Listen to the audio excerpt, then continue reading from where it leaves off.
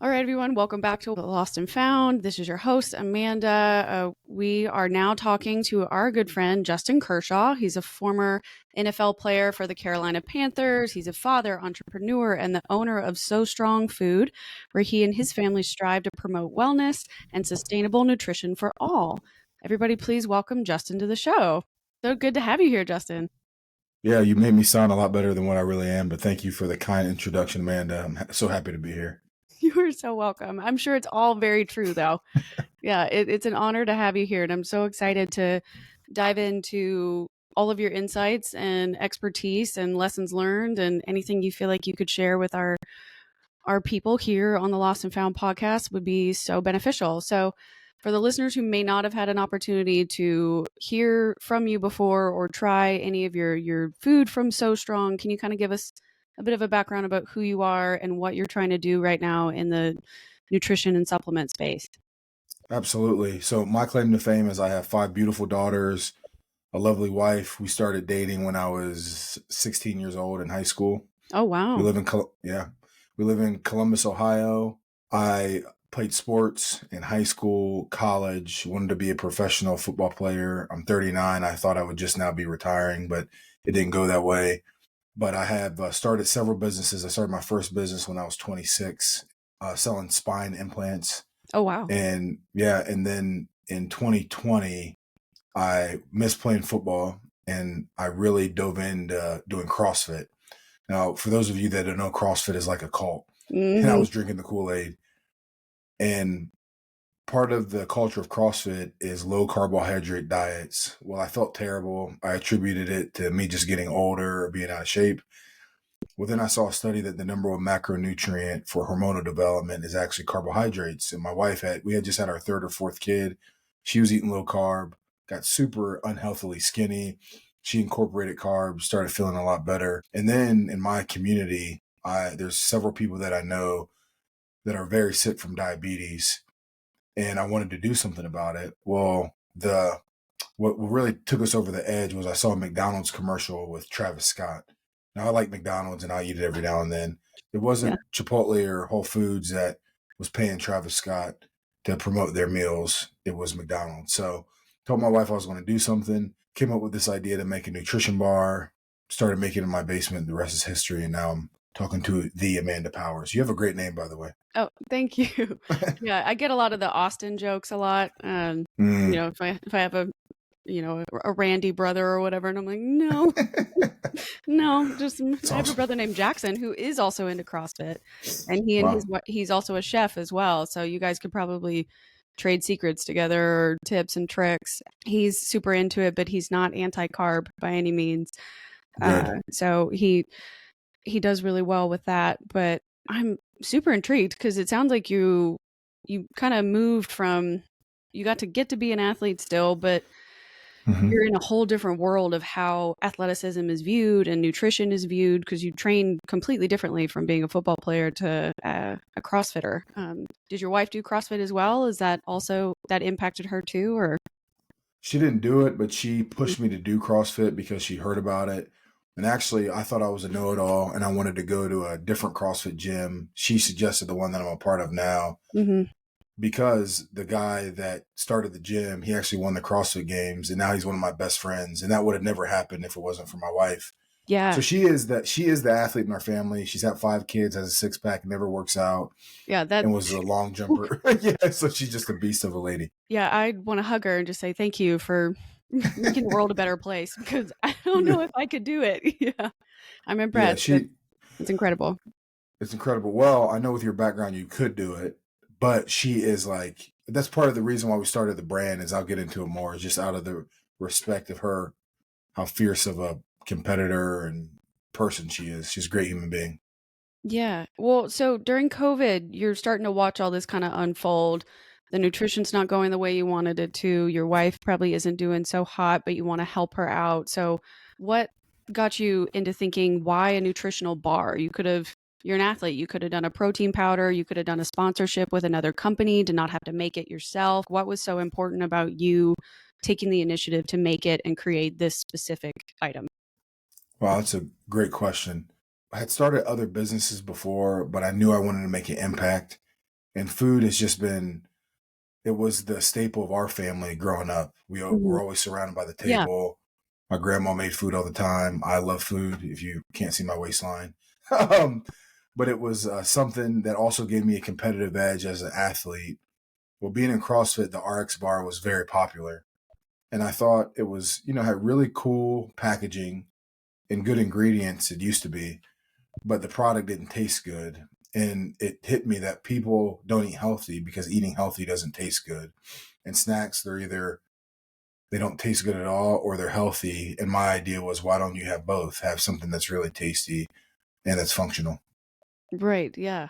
And you can take it with you anywhere. I know that that's like one of the big reasons. My brother was a decathlete in high school and college, and so yeah, incredible athlete. And then now does the CrossFit powerlifting stuff, Mm-hmm. but loves it. But we used to give him, I don't know if you guys have, I don't know if Smoothie King still does this or not, but they were called gold bars. And it was tiny little like circular, looks very similar to what you've made, but what you've made probably is a little bit better. And that's what we would give him for the really high carbs right before he'd go out onto the field and stuff. And Mm-hmm. that was just always a really big deal to make sure that he had exactly what he needed to perform at his best. And when you don't do it, it can be so detrimental, to Yeah. not your cognitive function, your physical function, your ability to sleep. Yeah. And all that, and Right. recovery, especially. Yeah. Recovery. Carbs have so much to do with brain function, with your muscles, with everything. We've ran into a problem with marketing because they demonize carbohydrates, and it's almost fixed in the mind of every American that I talk to, like, I'm staying away from carbs, but it's the right carbs that work. So when we started incorporating it into our diet, we felt a lot better. But also, it led me on, Amanda, that there's so much misinformation about food, and it's all driven by diet culture and ultimately money. These companies want to make a lot of money. Mhm. So we wanted to have a community view, and our goal was to make Columbus, Ohio synonymous with longevity with our Oh, company, okay. where we wanted to say, look, we want to create a company that's messaging, products, processes are so powerful that it can increase the life expectancy of people in Columbus, Ohio. And that's something that I forgot to add is the neighborhood my grandma lived in, it was 59 years old. You compare that to blue zones, which there's a lot of debate about blue zones, but you have to say these people are living way past the typical life expectancy, which is like 103 years old they're living to. So Yeah. you compare that with 59 years old. There was just something that we had to do about it. That makes a lot of sense. And why not start with the people that are right around you, the people you care about? You want them to be as healthy and live as well as they possibly can. And I know longevity is a big catchphrase right now in the health and wellness kind of spaces, at least on social media. I Mm-hmm. know I get a lot of Yeah. ads for you need to be fixing your mitochondria. And I'm like, cool, but the bottle's $700. I don't know if I can do that, but let me Yeah. find a better way and see what else I can do from a holistic standpoint. So it sounds like Mm-hmm. you started with a nutrition bar, but the way that you went about developing it was to help everybody in lots of different ways. So I think that's amazing. Why I know in some of the marketing stuff that a Mm-hmm. lot of it did seem to focus on working moms. And so I'm curious about why did you choose, even though the products, anybody can eat them, anybody can have them, why was it so important for you to champion your wife and working mothers and make that the center of your brand kind of target audience? Yeah, that's a great question. That came out of me being lost, actually. So we had started the product, and I didn't really have a community around me that was asking me to make anything. I said, I'm going to make something that I would like, and I'm going to sell it to everyone else. Well, I did that. Um, Started making the product, and I realized that the places that reordered our product, or I would first give it away, and the Mhm. places that would request the product back, there were places with parents, but primarily mothers. Well, then we were approached by Whole Foods, and Whole Foods, they said, Justin, we like the taste of your product, but your packaging needs a lot of work. And that was very difficult to hear because I put so much into it. Mhm. And I made the mistake of hiring a graphic designer to do our packaging instead of hiring a packaging designer to do our packaging. And Whole Foods said, like, we're not going to take this product. And that hurt really bad. Mm. So I did some soul searching, and I looked and I said, you know what? The data says that it's moms that are buying this bar. It's my wife's friends, places with moms. And then looking at my wife's story and seeing her life where she was a former athlete, then seeing her with 5 kids, I said, being a mother is harder than any sport that she ever played at a high level. Being a mom is the toughest sport in the world. And I'll even say having 5 little girls, I think being a woman is the toughest sport in the world. Yeah. And She's so doing a lot. she's doing a lot. Yeah. And I think I have 5 brothers, now having 5 daughters. It just showed me what women go Mhm. through in this world. Women are strong, women are tough, and they don't get enough credit. And so I said, look, I started this company because I wanted to extend longevity of people in Columbus, Ohio. I wanted to give people proper nutrition. If I'm selling to everybody, though, I'm not selling to anybody. How can I make a mission to support the toughest heroes in the world, which I believe are women and mothers? So that's how we started targeting specifically moms. Moms do most of the grocery shopping. And in most homes, moms are the ones buying the snacks for the kids. So we wanted to lovingly infiltrate the family with healthy food. Oh, I think that's smart, right? If moms are the ones that are leading the charge for what we're Mm-hmm. eating in the house, it's great to kind of integrate that with them. Be like, here you go, you try this first. If you like it, I'm sure it's safe for your kids too. They'll like it as well. I love that you admitted though that you used it all based on research. You pivoted when you realized like the data is not telling me I need to sell it at these locations, but that this type of customer is willing to buy it and therefore I can pivot and go in this other direction. I don't have to worry about, for whatever reason, maybe they weren't selling at the corner store, but they were selling at this daycare, and like maybe that made more sense just because that's where your customer was going more often. And so I think that Mm-hmm. was so smart to use that through the data, but Thank then you. also setting your own ego aside. Not every man can admit, like, all right, I can't sell it to everyone. I should sell it to this target audience. And now that I've been in marketing for 3 years or so now, it's the the context of what I used to do in my past life is still, the skill sets are still relevant, but the type of people I have to talk to, the artists, the creatives, the graphic designers, they all need a specific target audience. That's how they Yep. create whatever it is that they're going to create. They need to understand the mind of whoever they're trying to sell to. And so that's so crucial. And I'm glad you pointed that out, that like you could take yourself out of that position, but then allow the rest of it to grow by not standing in your own way. Thank you. Yeah, I appreciate that. It was difficult at first because I thought I created a product for meathead dads like myself, like guys that just wanted to, or your brother that wanted to stay in shape. But it was an opportunity where, oh, this brand, this product we've created is for moms. I think moms rule the world. They have the purchasing power. But even more with me and my daughters and seeing moms, juggling so much, I learned that being a mom is the toughest sport in the world. And if we can support these incredible people, why not? Do you mind? I know we talked a little bit earlier, some of the products you might have with you. Do you want to share those on screen or kind of Sure. explain what you sell? So that way we're sitting here talking about nutritional bars, but other people might be interested in what actually the options are. What do you have? Yeah. So our first product was called the Mom on a Mission Bar. And you kind of start off as a soap bar. You see it right there. And it is a gluten-free, carb, protein, fat bar. It has oats, pumpkin seeds, date base, coconut oil, cashews, and brown rice syrup. That's what we put in it. It's really good, healthy, gluten-free. But I made the happy mistake, I'll say, in giving a community a product they didn't ask for. And so what I learned through that is the community asked me to actually make the bars smaller.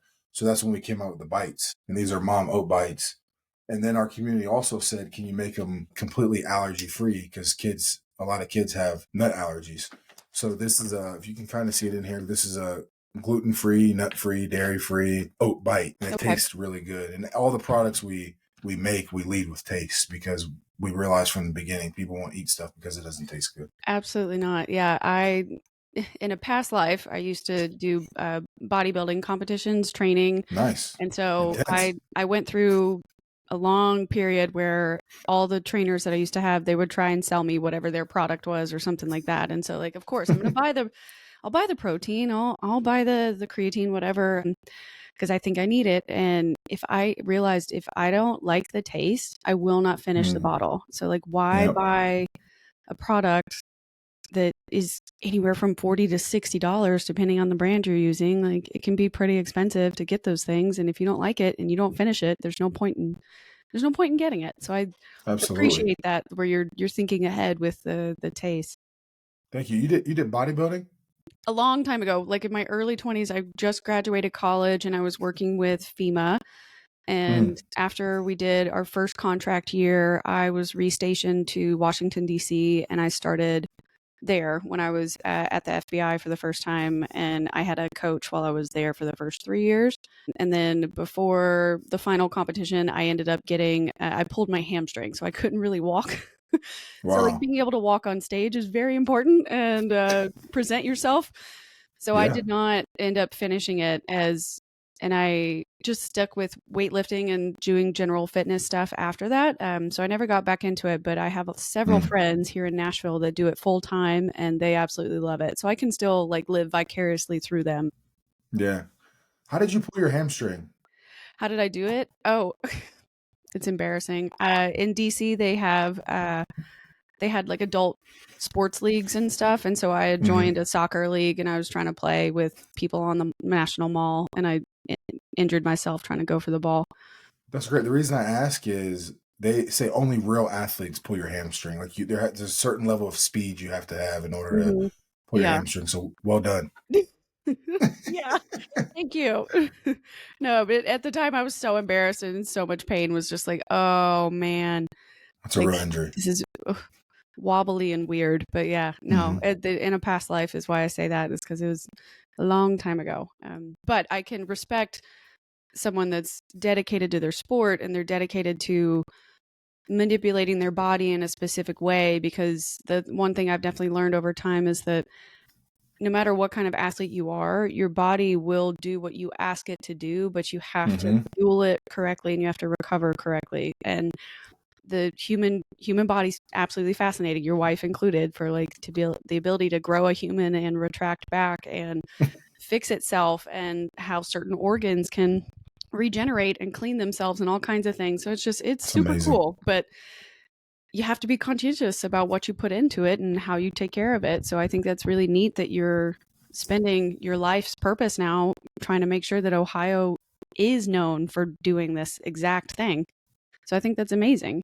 I really appreciate it. Oh, you started in the basement. Of course, you don't make your products in your basement anymore. So I'm curious Hmm. kind of how that evolution of your business, how did that impact your life, your family's lives? Like you started out at home and now it's kind of nationwide. So how how has the business's growth impacted you from where you started to where you are now?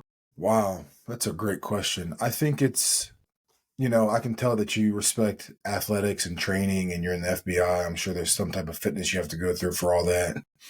And that's what I loved is the persistence that you have to have in fighting through pain of working out as an Mhm. athlete, or I want to, grow my shoulders. If I do enough Yeah. presses, they'll grow. I really love that. And when I look back over the past 4 years, there's been a lot of dark moments in the business where I've wanted to quit. But the persistence, that's the journey. And I didn't know it 2 years ago when I spilled pumpkin seeds all over my car and I was running late to get one of my kids. I would say that I've become more of a persistent person through that. And then my wife has been so patient with me. Like she says, when we finally got out the kitchen and making them, she said, "Well, we got our kitchen back now. This is great." Yeah, thank you. Um, yeah. So yeah, I hope that answers the question. I feel like I've been more persistent. And then I don't know, my mindset has always been like, let's just do it and get it done and we'll figure it out. But I think it's good to have a vision, but to be a tactician and to know exactly what you're going to do, how a business is ran, I've grown in that. And I'm still learning a lot and have a lot to learn. Your wife also interested in entrepreneurship or was she in a different industry completely? I know you mentioned she was a former athlete, but did she go Hmm. into businesses as well like you or she did something else? She's a nurse. She's a caretaker. Yeah, she's a caretaker. She's a mom, a wife, and a nurse. She works at Children's Hospital in the pediatric intensive care unit.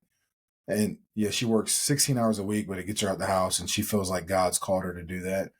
But I would love for her to be the face of a brand and post about it and do all that. But she really likes to stay in the background. But she's been a huge help with everything that I'm doing in the business. Well, that's wonderful. And Hmm. I'm sure it makes a huge difference to have a supportive partner, Oh, behind yeah. you, or she at least understands why it's so important for you to pursue something like this. And you showed her again and again, I'm sure. It's not just a hobby. I'm not just making this up. Like, I think it could really go somewhere. And so I think that makes all the difference in the world when you have the right partner behind you. And so I'm curious, how does she support the business or if she balances you out in any kind of way, how your relationship has benefited you throughout this process.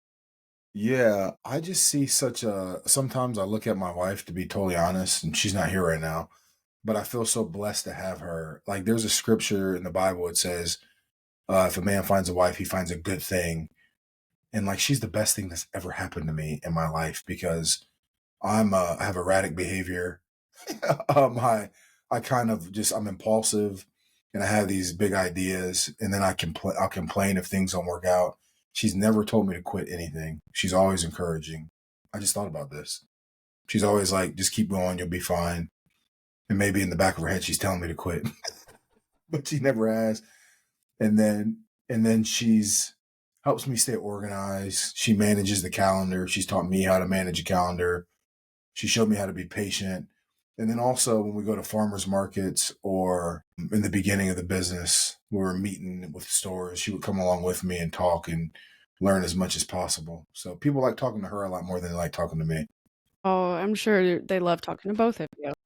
Um, but yeah, I know that my dad and my mom have always been entrepreneurs. They started their own software and graphic design kind of companies. And when Apple first opened their Mac products in Tennessee, my mom started a business where she was training other people on how to convert the uses of the two different types of computers and get them both to talk to each other. And like when people first learned what Excel was or Adobe products, they would call her. And so she hired my dad to help her with her business. And so they've worked together for almost 36 years, probably at this point, back and forth based on different businesses throughout their years. And now they flip houses and do Airbnbs together. So, And they're doing it together? yeah.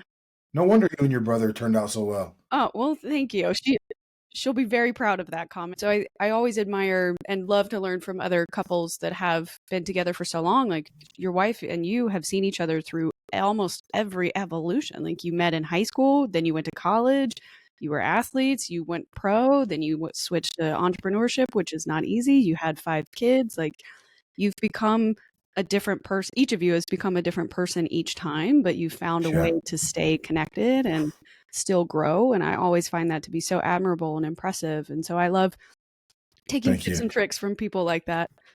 Yeah. I mean, if I could give any advice, I mean, it's worked despite me, I would say. But I've learned not to sweat like little things, and I don't always have to be right. Our faith has a lot to do with it. It's 100% about it. And then I think we're friends, you know? People, I think, jump into just because you're attracted to someone, it means you got to sleep together or be in a relationship. And like I think we really like each other You're right. and we make each other laugh. And even with the kids, like having 5 kids is a lot, I will admit. But being able to laugh at it, those Mhm. are the best times when the house is a mess and we just look at each other, and shake our head. Like what did we do? What do we do? And it's Yeah. great. I love it. So I'm curious, since you've started multiple businesses yourself, what was the best business advice you ever received? That is an excellent question. To surround yourself with people that are a lot smarter than you. Okay. That's one. Can I give you another one? Of course. You know, your subconscious matters so much in the words you say. And there was a man named Dwight Montgomery who told me never to use the word cheap. He says, always say less expensive. And I've put that in it. Like, we're not doing anything cheap. This is not cheaper. It's less expensive because cheap is bad. It's, Mm-hmm. it's worthless. You want to give your customers your best. And then also, if you have an idea, you either mention it to somebody or you give them the product and you watch their eyebrows, and their eyebrows will determine how well they like the product or not, Hmm. um Okay. and if you give something, same thing, if you give something away to somebody, just give it to them. If you have a book idea, give it to 7 or 8 people, and if they never text you back about it, it's not good enough. You still have work to do. And that's what we did with the bars is we first gave them away to people, and then people started asking to order them, and that's how we started, making money. Yeah. Basing it off of the honest feedback, right? Because I feel like if it was free, they can tell you, I don't feel bad. Like, I don't, they just gave it to me. I can tell them how I really feel or something like that. So Yeah. that's good. And I'm glad that they gave you legitimate feedback too, like something constructive that you could use. And how long did it take you to perfect your recipe? You don't have to tell us the exact recipe, but Did it take a Yeah. couple iterations? Like, I'm assuming you didn't just pour it into a pot and magically it was perfect. No, it took about, I would say 6 or 7 iterations. And even the cherry and the chocolate took a couple iterations too. You're taking me back. Those were crazy days. But yeah, it was a couple times before we really, really got it right. And we're still working on it. Mhm. Do you have a new flavor that might be coming out, or are you working on any new flavors for the future? Yeah, so we have a drink coming out. It's a hydration drink. So I don't know if you've seen, probably all over the internet now, but microplastics are really hurting people Yes, they are. I really think I read bad. a study that said the average person has the size of one takeaway spoon, like a plastic spoon level of microplastics in their brain. Yeah. Yeah, it's bad. And I think there's a way we can't just let it happen. So we have a real fruit hydration drink in a glass bottle that we're making for people. And then eventually we'll have a blueberry bar that comes out, and we're making a collagen, so higher protein version of these. That's so much fun. And are you coming up with those yourself, or do you have like a product developer that you work with now that kind of helps you perfect those different recipes and ideas? Yeah. So if I'm good at anything, it's taking the advice of surround yourself with people that are way smarter than you. And I have the ideas and I pitch them to the team that we built, and Mhm. they're able to develop the ideas. That's really cool. What was a lesson that you kind of wish you had known before you started the So Strong Food? This is going to take a lot of money. So prepare yourself. And yeah, that's what I would say is to prepare. And then also just to stay as organized as possible. I think diluted focus gives you diluted results. And there's been some times where my focus has been way too diluted, where I wish I would have just focused in on one thing or one channel. But that's part of the journey. You have to earn the right to learn sometimes. Yes, I like Mhm. that a lot. It's kind of how I feel right now. I still work full time, so this is my part time fun gig. Cool. And Excellent. it's a lot. It's so much work where I'm constantly thinking about where I'm supposed to be posting and how often can I edit and can I afford editing yet from Hmm. to outsource a bit. And I'm not quite there yet to like the level that I want it to be at. So I've been like taking all these online courses or watching YouTube videos about how to get better at whatever it is I'm doing. But it takes so much effort. And you're right. I'm sure diluted attention brings Hmm. diluted results. So I'm trying to avoid that as much as possible. But that's a really hard thing to learn. Like, when do you get to the point where you know you need to delegate? So that's Hmm. important. Yeah. I think you have to earn the right to delegate unless you start off with a bunch of money or whatever it is. Oh, but that's important though, because I feel like that it's the outlet that I really needed, right? Like I wanted to do something creative, and I'm not doing something technically with my hands, but it feels like it's mine. It's my hands. It's my idea. It's my content. My pursuit of trying to build this network and everything. So it's I like to take ownership over that. Yeah. I love your branding too. Thank you. Yes, That's really that cool. that I did get into because I knew, number 1, I don't have graphic design experience, and that learning curve would take way too long. So I did pay for that. I did a photography session, got some headshots, and all of this added into the software. So that way it'll save me some time on the back end for certain edits. Yeah. Yeah, That's so beautiful. I I'm love it. learning it one step at a time. But thank you so much. I do appreciate that.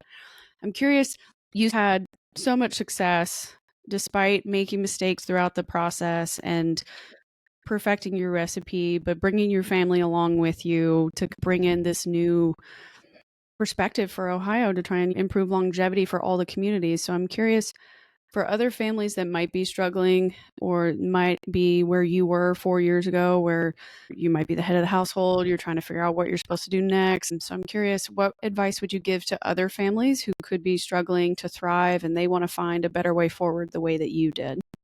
Mm, that's such a great question. I would say that kids spell love time, time, and you'll never get it back. And yeah, you have to feed them. So you have to make a living and all that. But I think the goal is to live a life to where you can spend quality time with your kids. And I don't think quality time is traveling for, a gymnastics meet all the time and being there, running people back and forth for practice. I heard a quote a couple years ago that busy is the new stupid. And I think we're a bit told that we have to work. We do have to work really hard, but there's a way to do it where we're not busy. I would say enjoying those moments with your kids, making them laugh, getting them off a screen, that's worth more than millions of dollars, in my opinion. And even to that point, Fred Rogers, who I have a lot of respect for, Mr. Rogers' Neighborhood, during his documentary, several people were interviewed individually, and they all said when you talk to him, he seemed like you seem like the most important person in the world when you talk to this guy, because he was able to practice being present and looking people in the eye. And I've had to work on that, putting my phone up at the dinner table, or maybe I'm going to be home 30 minutes later, or sacrifice a workout if I didn't get it done in the morning to go spend time with my kids. That's what I would say. And from a nutrition standpoint, kids love fruit and vegetables. I always joke around and say that, I'm sorry, fruit, not vegetables, fruit. They love fruit. Um, and I joke around and I say, everybody has to eat at least a pound of blueberries a day. And they're like, oh my gosh, daddy, but they eat them. And then I help my kids get to help me cook, or I've perfected how to cook a steak, and kids love red meat. And so help incorporate them in the kitchen, having funny things about eating competitions with kids. That's how you get them healthy. Get outside, get away from the screen, and being present with them. That's what I would say. That's helped me and my family. I'm glad that you brought up the relationship with your daughters, because you're right. They're only going to be exactly this little, this one time in your life. And so if you're distracted by doing a bunch of other things and you're not around as much, you miss that. And then you're going to blink and they'll be adults and you're kind of like, where did it go? It's already happening. I have no doubt. I'm glad that you mentioned that you incorporate them into this life as much as possible. So what kind of lessons or legacy are you hoping to leave behind for them, like as they watch you, work through building your businesses, or if they're watching you or they're actually working with you at the factory or where you guys are printing everything and engaging with the business? What are you hoping your daughters take from this experience? Yeah, that's one of the reasons I started the businesses. So I think the Western idea of family is, I would say, unbiblical. And if you're not a person of faith, I would say completely watered down. Where before the Industrial Revolution, people used to work together in the home. That's not to say that there weren't fights and people didn't get along, but you were with each other. And I see the previous generation. My grandmother, she passed away last April. She was 91. The way she communicated with her brothers and sisters, there was a depth to it. And the way she sat down and talked to me, there was a depth to it. I don't have data to show it, but you could just tell. And I'm sure you and several other people can look at the older generation and tell that they were a bit more engaged and had deeper relationships than the rest of us have now. And so I did start So Strong. So it's like reaping and sowing. It's what SOW is. I wanted this to be a legacy for my kids, something that we could do together, that they would have the option to do. And it's something that inspires them. And I'm in the same position. I create content that sometimes I scratch my head, like, why did I do that? But when I see my kids light up from it, it makes it all worth it. Because if it can inspire them to be creators and not just consumers, then it was well worth it. Yeah, I think our family, our mom used to joke that she would play NPR for us as a lullaby, like we're in the car, because she was like, no, you in this house, you have to learn how to think for yourself. Like, disagree with us all you want, but if you can Mm-hmm. present your argument and articulate why you don't want to do something, then we will Wow. consider it, like just trying to encourage us to be free thinkers and critical, and That's have incredible. critical thoughts and things like that, and not just accept everything for what it was. And Mm-hmm. I know that worked, and it impacted my brother and I, because I went to a public school in Nashville and then went off to college. And my brother was in a middle school and high school that was Church of Christ. So he had required chapel and Bible study that he had to take throughout that education period. And he used to get in trouble because he would ask questions in class and be like, well, I don't understand this. It's contradictory from this book to this book. How come this is Good for him. happening, or things like that? And he was never, dismissive of the teacher, but learning to present your own argument, or at least ask a critical question without being dismissive of somebody else's beliefs, was really, really important. And I'm so glad that you find your own ways to integrate that with your daughters too, to help them feel like they can live an authentic life, a healthy life, and be successful if they should decide they want to be a part of this business with you. So I think that that's great. You have an open space for them to feel like they have the courage to be creative or do whatever it is that makes them happy. That's really important. Yeah, that's awesome. Can I say something about your brother's experience? Yeah. Yeah, so it's been my experience that most people have had a negative experience with faith. Hmm. And it's disappointing because I think sometimes the best answer is I don't know the answer to this.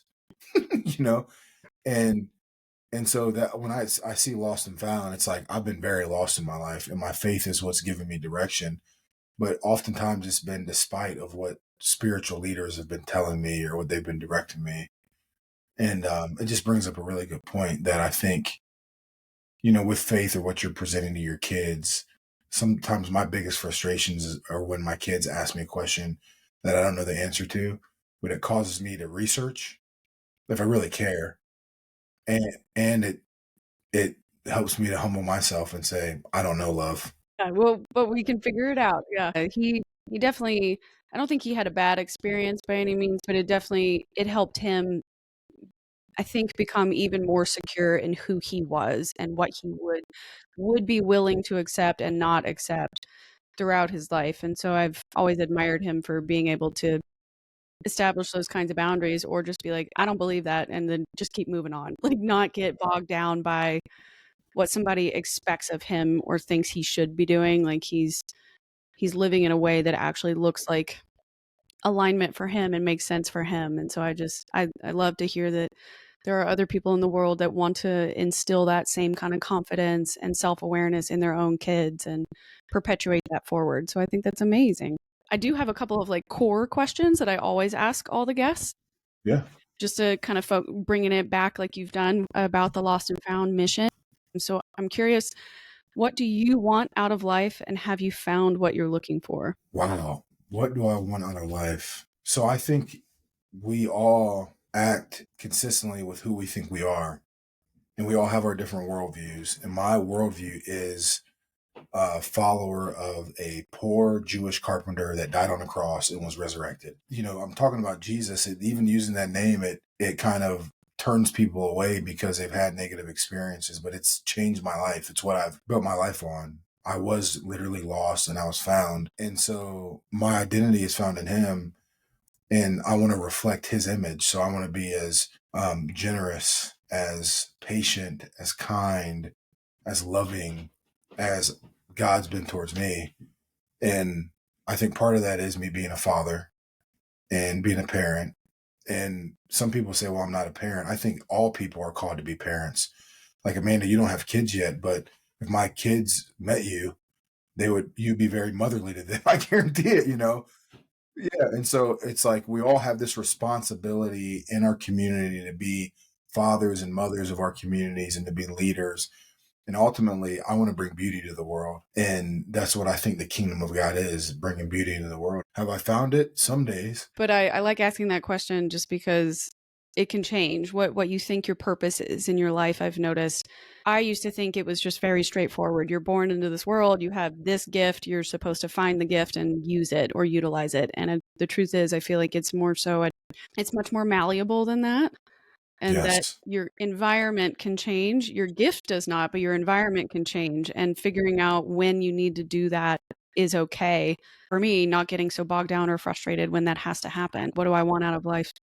And have I found it yet? I don't know if we'll ever find it, but pursuing what it is you truly want and desire, I think, is always just an interesting question to ask. Yeah, I love that. Can I add something to that too? Is that I just learned this is you have a basic American literature is like the hero's journey. It's like you have to start it and I go through some things and at the end of it, I'm like, great. But I think the term is like actual literature. It's not linear. It's like all over the place. You have really bad times and then you have really good times and then bad. You never arrive. And I think that's how life is, where we have moments where we arrive. And it's often like, 3 steps forward, a step back, 3 steps forward, a step back. And media has tried to control what life really is. And it's not realistic where you have good days and bad days. Do you think you'll ever arrive? No, we're constantly growing and getting better. That's the gift. That's the goal. If that makes sense, I hope that makes sense. Yes, yeah. I think there's like a meme I've seen in social media where it's like start and end, but the middle of the line, like you said, it's all messed up and squiggly and like eventually comes out like this is what your life is actually like. This is what it actually looks like to grow. This is what it actually looks like to evolve and change. And it's extremely uncomfortable for a reason. And it's because it's not linear like that. Yeah. So, what would you say while you're on your crazy non-linear line, what has been your greatest achievement? My greatest achievement is my family, and it's a gift. It's like grace, but that's what I'm most my greatest achievement. Yeah, no doubt. Yeah, I love that. It's an excellent answer. How do you define success? I always define success by overachieving. Yeah, I define success from overachieving, where you had three talents and you did a lot more with it than you had, and then success for me it looks different day to day. Did I my kid draw on the wall and I didn't scream at them? Um, you know, am I able to do something nice for somebody and not tell anybody about it? That I help, get somebody a job. And then it's like ego driven stuff, but I think that's good things too. Like, did I grow my business to $1 billion? Goals like that, that's successful. It's like day to day, it's that squiggly line. It looks different day to day. But I think if you can look back and people can say, Justin, Amanda, they were good people. They loved us. They cared about us. That's beneficial. If my wife and kids say, I love my dad and he's my best friend and I can always talk to him, that would be successful for me. This is like therapy. So to answer your question, success to me looks like if my wife, kids, and brothers can say, Justin is a loving, dependable man Mhm. who reflects Jesus, I would be happy. Yeah, I'm sure that they do think so. I love that answer. And again, another one where it's always very different from each person, but I'm always curious what people would say. So as we kind of discussed, the theme of this show is for people that are feeling lost or they're in a really tough transition kind of period and they're feeling stuck. They don't really know where to go. They're not really sure how to stop disassociating from their own life, but they know they need to make a change, but they're not really sure where to go. What would you say is your advice for people that might be in that kind of position, and what would you tell them for how to make a change or where to start? I would say number one, you're right where you need to be. Number two, this is where the beauty happens. And you might not see it now, but you're going to look 1, 2, 3, 4, 5 years from now and seeing how this shaped you into becoming the person that you're supposed to be. And I would say three, and I hope it's okay I say this, Amanda, I've been lost several times. My faith has carried me through. And this is a great time to pray, to read, to talk to people. And like I said, the poor Jewish carpenter that died on a cross has changed my life. Trust in him. he's he's and I don't know where people are at their faith journey or who's all listening to your show, but I hope that can be an encouragement because the Jesus has changed my life. I've been very lost before, and I've always seen his hands where there's been answers to prayer, where there's been learning, where I've had to fight through things. And I think that's what life is. That is life. There's a really good quote by Rick Pitino, the coach at St. John's. He's, old coach, but he was going off on this team in the locker room. I mean, he was going off. And it was so beautiful though, because he said, what's wrong with you? You act like little children. When something goes wrong, you just quit. That's when you are supposed to get tough. And he says, it's not just the game of basketball, it's the game of life. This is adversity. Sign up for it. And they end up winning that game. And it was such a beautiful ripping because they're in the right place and you learn from it and grow. Well, I like that sign off. This is adversity. Sign up for it. Like, I hate that phrase that good things come to those who wait. It's kind of like, nah, man. Good things come to the people that are. You wait, sure, by being consistent and persistent in whatever it is you're pursuing. Like you're patient while the process is playing out, but just waiting around for it or hoping somebody will give it to you as a handout or you'll have a nepotism situation or something like that. Like that's just, it's not guaranteed. And I don't feel like you get the same satisfaction out of working hard for whatever it is that you're trying to overcome.